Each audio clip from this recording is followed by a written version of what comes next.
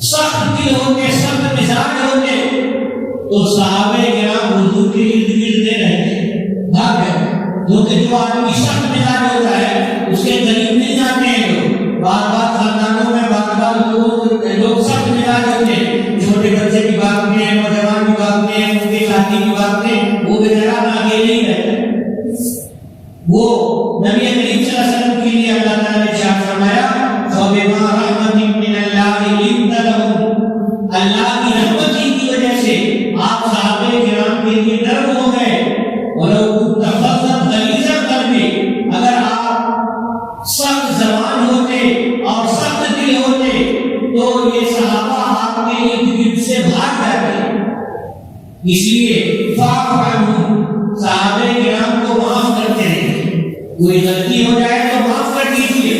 واستغفر لہم، اور صحابہ کرام کے لیے آپ اللہ سے استغفار کرتے رہیے، بخشش طلب کرتے رہیے، وشاورہم فی الامر، اور صحابہ کرام سے معاملات میں مشورے کرتے رہیے۔ نبی کریم صلی اللہ علیہ وسلم نے کو اللہ تعالیٰ نے یہ سارے احکامات دیے، سورہ آل عمران میں یہ باتیں لکھی ہوئی ہیں، موجود ہیں۔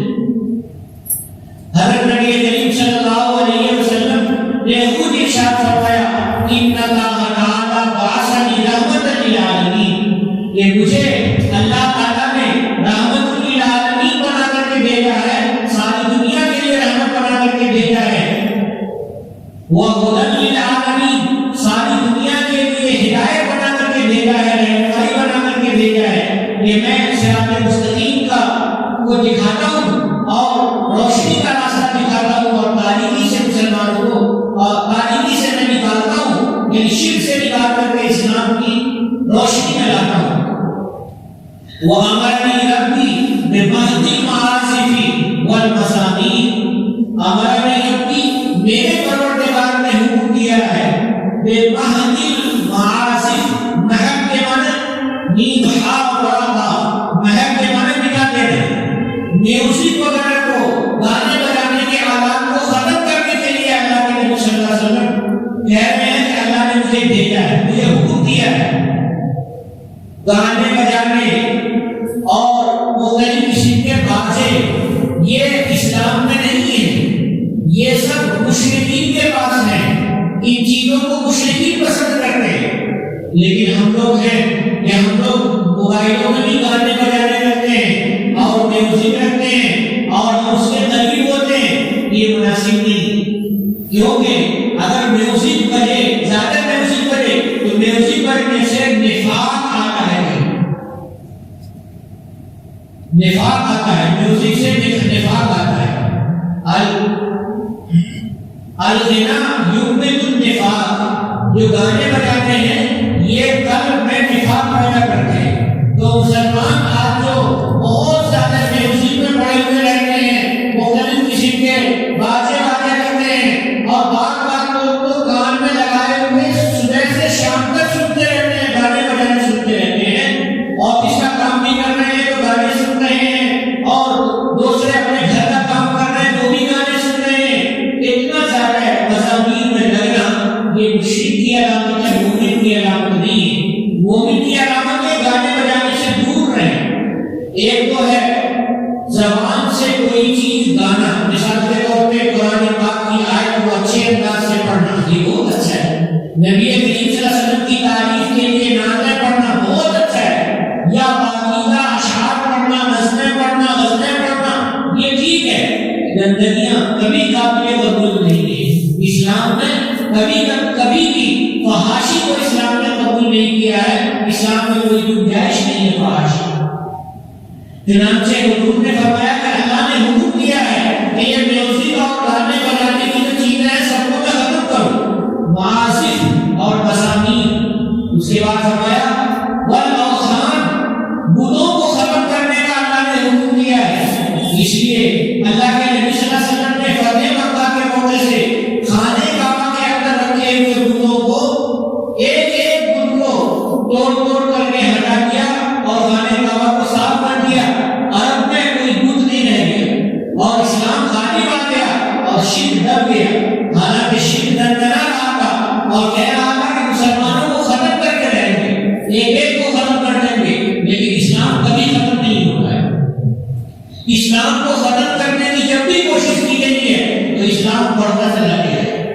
اسلام کے بڑھنے کا اور پھلنے اور پھولنے کا موقع سامنے آ جاتا ہے۔ نبی کریم صلی اللہ علیہ وسلم نے فرمایا وَالْأَوْثَانِ وَالصَّلِيبِ وَأَمْرِ الْجَاهِلِيَّةِ،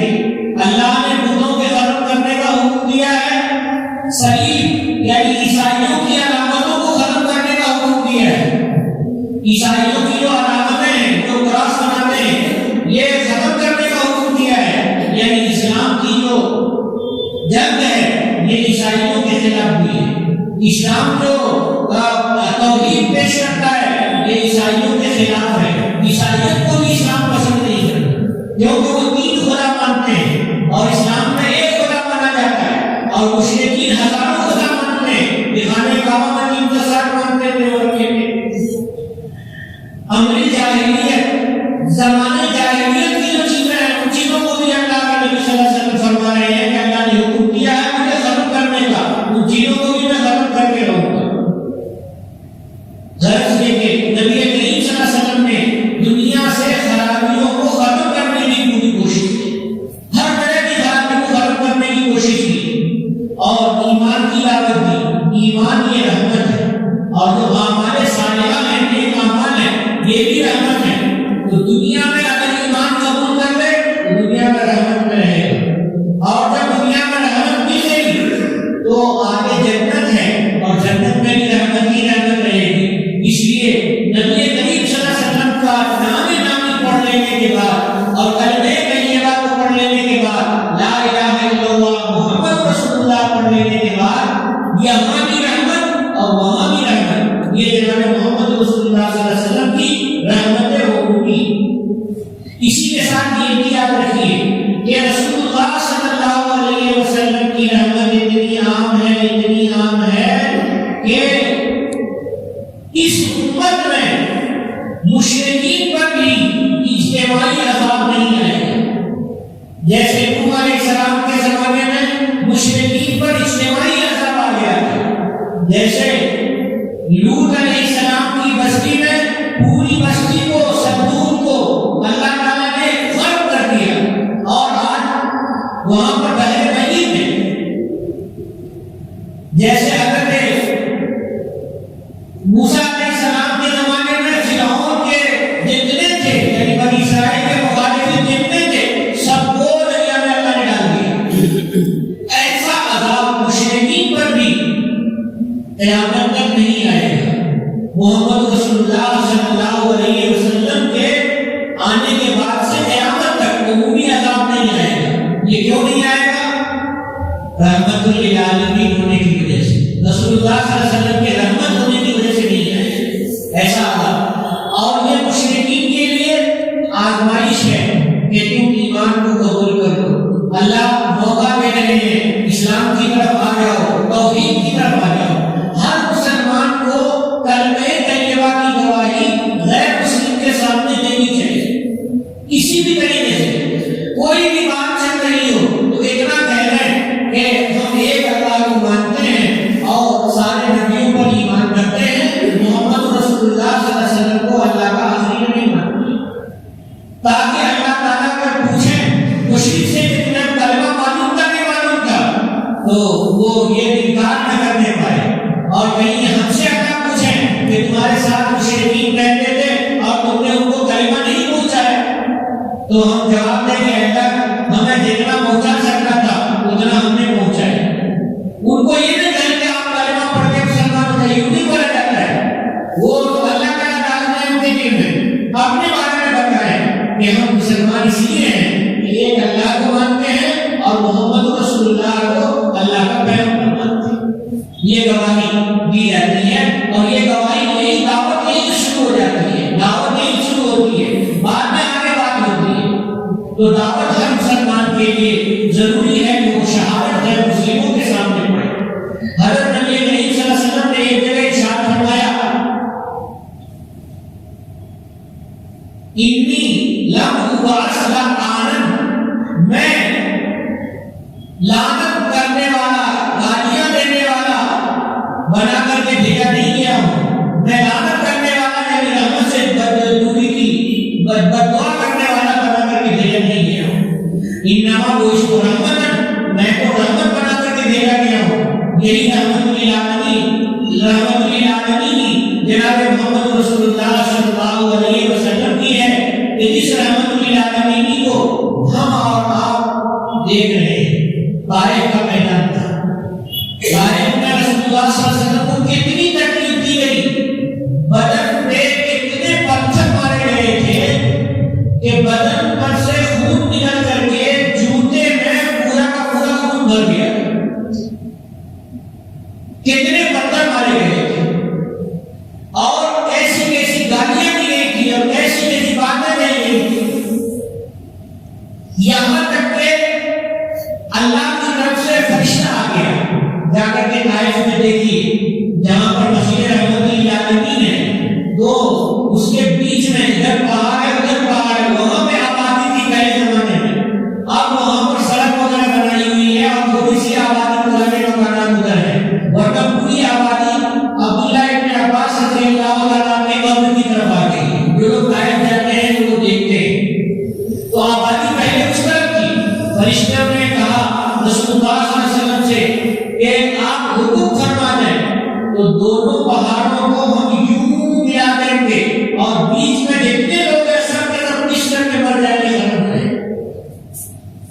حضرت نبی کریم صلی اللہ علیہ وسلم نے فرمایا نہیں، مجھے ان کی نسلوں سے ایمان کی امید ہے، ان کی نسلوں سے ایمان کی امید ہے۔ چنانچہ حضور کے زمانے کے بعد طائف کا ہر فرد مسلمان ہو گیا، آج بھی ہر فرد وہاں پر ایمان والا ہے۔ حضور نے امید ظاہر فرمائی تھی اور وہ امید پوری ہوئی۔ کتنی تکلیف دی گئی، وہ تکلیف کا قصہ آپ نے کتنی مرتبہ سنا ہوگا۔ رسول اللہ صلی اللہ علیہ وسلم کو ان لوگوں نے ستایا تھا، مہمان کو ستایا تھا۔ حضور مہمان بھی تھے اور نبی بھی تھے، کمزور بھی تھے۔ ایک دم حضور نے جو ایسی دعا کی ہے اللہ رب العالمین سے کہ اللہ میں کمزور ہوں اور میں اتنا کمزور ہوں کہ یہاں پر مجھے اتنا زیادہ ستایا جا رہا ہے اور آپ کا دین لے کے پھر رہا ہوں، کوئی قبول نہیں کرتا۔ صرف حضرت عباس نے قبول کیا تھا، جیسا کہ میں نے اسے پہلے بتایا تھا، ایک غلام نے عباس نے قبول کیا تھا اسلام، بقیہ کسی نے نہیں قبول کیا۔ وہاں حضور نے عذاب کی بد دعا نہیں کی اور فرشتے عذاب کو حضور نے روک دیا، یہ رحمت للعالمین ہونے کی وجہ سے، رحمت للعالمین ہونے کی وجہ سے حضور نے روک دیا۔ اس کے بعد ایک اور بات سمجھیں، وہ یہ ہے کہ اللہ کے نبی صلی اللہ علیہ وسلم نے بعض موقع سے بعض بات مشرکین کا نام لے کر کے بدعا بھی کی ہے، ایسا بھی ہے بخاری شریف کی روایت میں۔ اس کو سمجھنے کی ضرورت ہے، لیکن جو لوگ سو رہے ہیں وہ تو سمجھیں گے نہیں۔ بہت نصاب کے ساتھ اگر بیٹھے تو میں 2-3 منٹ میں اس بات کو پورا کروں۔ اللہ کے نبی صلی اللہ علیہ وسلم نے ایک مرتبہ بددعا کی ہے، بخاری شریف میں ہے، خانہ کعبہ میں حضور موجود ہے اور حضور نماز پڑھ رہے ہیں اور سجدے میں، سجدے کی حالت میں چند بدماشوں نے غلاظت لا کر کے کہا حضور کے پیٹھ پر رکھ دو۔ کسی کے اونٹ نے بچہ دیا تھا، تو اونٹ جو بچہ دیتا ہے یا کوئی بھی جانور بچہ دیتا ہے، وہ بچہ ایک چادر میں لپٹا ہوا ہوتا ہے، اس چادر کو عربی میں سلا کہتے ہیں، جزور مانے اونٹ، سلا جزوری، سین سے سلا جزوری۔ وہ اونٹنی کے پیٹ میں، اونٹنی کی ولادت کے بعد جو اس کے بچے کے اوپر کی جو چادر ہوتی ہے اور بدیا اور ولادت ہوتی ہے، وہ ولادت رکھی ہوئی تھی، بڑی مقدار میں رکھی ہوئی۔ تو یہ ابو جہل اور امیہ بن خلف اور وغیرہ وغیرہ کے بدماش تھے، ان لوگوں نے حکم دیا، ایک آدمی کو کہا کہ جا کر کے وہ اٹھا کے لا کے رکھ دو، چنانچہ حضور کی پیٹھ پر رکھ دیا۔ حضور کو بہت تکلیف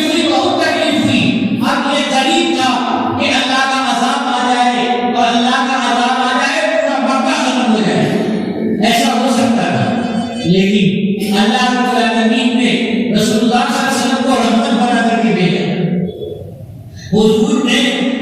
عذاب کو مختصر کر دیا بد دعا کر کے کہ اے اللہ علیکہ فنا علیکہ فنا علیکہ فنا فنا فنا نام لیا سب کا 5-6 لوگوں کا نام لیا حضور نے اے اللہ ان کی گرفت فرمائیے یعنی پورے مکہ کو ختم نہ کیجیے مکہ کے مشرکین کو ختم نہ کیجیے یہاں پر خانہ کعبہ ہے اور اللہ کو بھی منظور ہے کہ قیامت تک خانہ کعبہ موجود رہے گا تو خانہ کعبہ کو باقی رکھنے کے لیے عمومی عذاب سے بچانے کے لیے پیغمبر علیہ السلام نے رحمت ہونے کی وجہ سے عذاب الہی کو مختصر کر دیا بدعا کر اور چنانچہ وہ سارے کافر بری بری موت مرے کوئی بدر میں مرا ہے کوئی کہیں اور مرا ہے کوئی کہیں اور مرا ہے یہ حضور کے رحمت للعالمین ہونے کی دلیل ہے یہ نہیں کہ حضور نے بدعا کی تھی بات سمجھ میں آ رہی ہے حضور نے بدعا کی تھی اور رحمت للعالمین ہونے کی وجہ سے بدعا کی تھی اس کی چھوٹی مثال کسی بزرگ کو کوئی آدمی سلاتا ہے تو اللہ تعالیٰ کو غصہ آتا ہے یہ بخاری شریف کی حدیث ہے من عادانی ولی فقد آذنتہ بالحرب جو میرے ولی سے دشمنی کرے تو اس سے میں جنگ کا اعلان کرتا ہوں تو اللہ کا عذاب آ جائے گا اس بندے پر لیکن جو اللہ کے نیک بندے بزرگ ہوتے ہیں وہ چھوٹی سی بدعا کر دیتے ہیں یہ چھوٹی سی بدعا ان کی زبان سے اللہ نکالتے ہیں وہ عذاب کو چھوٹا کرنے کے لیے جیسے ایک جگہ نبی کریم صلی اللہ علیہ وسلم موجود تھے دسترخوان پر کھانا وہ کھا رہے تھے ایک مشرک بھی تھا بائیں ہاتھ سے کھا رہا تھا حضور نے کہا کل بیمینک دائیں ہاتھ سے کھا اس نے کہا لستطعت میں طاقت نہیں رکھتا ہوں دائیں ہاتھ سے کھانے کی اب حضور نے حکم فرمایا اور اس نے حکم کو ایک دم الٹ دیا اب بتائیے کہ کتنے گستاخی کی بڑی گستاخی ہے اس بڑی گستاخی میں اس آدمی پہ اللہ آ سکتا ہے حضور علیہ السلام نے اسے مختصر کر دیا کیا فرمایا مستطعت لستطعت اب تم کبھی ہاتھ منہ کر نہیں کھا سکو گے چنانچہ دائنا ہاتھ شل ہو گئے بارش کا اٹیک ہو گیا زندگی بھر وہ آدمی دائنا ہاتھ منہ کر نہیں اٹھا سکتا کیونکہ تکبر اور گھمنڈ میں اس نے نبی کریم صلی اللہ علیہ وسلم کے حکم کو ڈالا تھا تو ایک دم اس کے اوپر عذاب نازل ہو جاتا ختم ہو جاتا لیکن اللہ تعالیٰ نے حضور علیہ السلام کی زبان سے چھوٹی سی بددعا نکال دی کہ اس کا ایک ہاتھ شل ہو جائے اس میں فائدہ یہ ہے کہ اس آدمی کو توبہ کی توفیق ہو سکتی ہے اللہ موقع دے رہے ہیں کہ ابھی ایک چھوٹی صلاح دی ہے تم توبہ کر لو گے تو تم جنتی ہو جاؤ گے محمد رسول اللہ کی اتباع کر لو گے تو تم کامیاب ہو جاؤ گے تو حضور علیہ السلام نے جہاں پر بھی بددعا کی ہے وہ رحمت ہونے کی بنیاد پر کی ہے اس کو عام لوگ نہیں سمجھتے ہیں اس کو سمجھنا چاہیے فرماتے ہیں اللہ وما ارسلناک الا رحمۃ للعالمین اے محمد ہم نے آپ کو صرف رحمت بنا کر کے بھیجا ہے یعنی سراپا رحمت بنا کر کے بھیجا ہے سارے جہانوں کے لیے آپ کہیے انما یوحا الی انما الہکم الہ واحد حضور کو حکم ہے آپ کہیے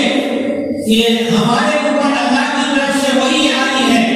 کہ اللہ ایک ہے تمہارا معبود ایک ہی معبود ہے فقط انتم مسلمون تو کیا تم لوگ تابعدار ہو گئے فرما بردار بن گئے یہ حکم دو کہ میں رحمت للعالمین ہوں تو تم اللہ کے حکم کو مان گئے کہ مان گئے تو کامیاب اور نہیں مانے تو ناکام جو لوگ نہیں مانیں گے تو کیا ہوگا کچھ بھی نہیں حضور علیہ السلام نے پیغام پہنچا دیا ہے سیدھا سیدھا چاہو تو مانو اور چاہو تو نہیں مانو اور چاہو کچھ اور بات کرنا تو محمد رسول اللہ موجود ہے آ کر کے بات کر دو فَإِن تَوَلَّوْا فَقُلْ آذَنتُكُمْ عَلَىٰ سَوَاءٍ لہذا اگر مشرکین پھر جائیں تو آپ کہہ دیجیے کہ میں نے تمہیں بتا دیا ہے برابر برابر برابر برابر مطلب کہ مشرک کو بھی اور مومن کو بھی سب کو بتا دیا ہم نے ابھی تم چاہو تو مجھ سے آ کر کے بات نہیں کر سکتے ہو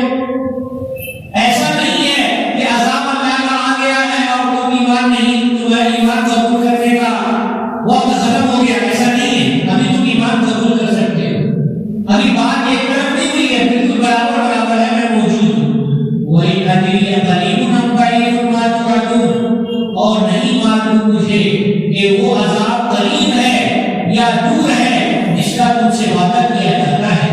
انه یعلم الجهر من القول،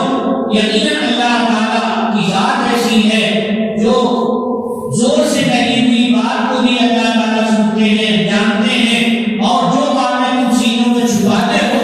اس کو بھی اللہ تعالیٰ جانتے ہیں۔ وَيَعْلَمُ مَا تَكْتُمُونَ وَإِنْ أَدْرِي لَعَلَّهُ فِتْنَةٌ لَكُمْ، اور نہیں جانتا میں، ہو سکتا ہے کہ تمہارے لیے آزمائش ہو۔ یہ جو زندگی ہے یہ زندگی تمہارے لیے آزمائش ہو۔ یہ مشرکین کو جو موقع اللہ دے رہے ہیں رحمت للعالمین حضور کے ہونے کی وجہ سے عذاب نہیں آ رہا ہے، موقع دے رہے ہیں، یہ موقع تمہارے لیے آزمائش ہے۔ کیا آزمائش ہے؟ اگر قبول کر لیا تو بھلا، اور نہیں قبول کیا تو جہنم میں جانا پڑے گا۔ وَمَتَاعٌ إِلَىٰ حِينٍ، اور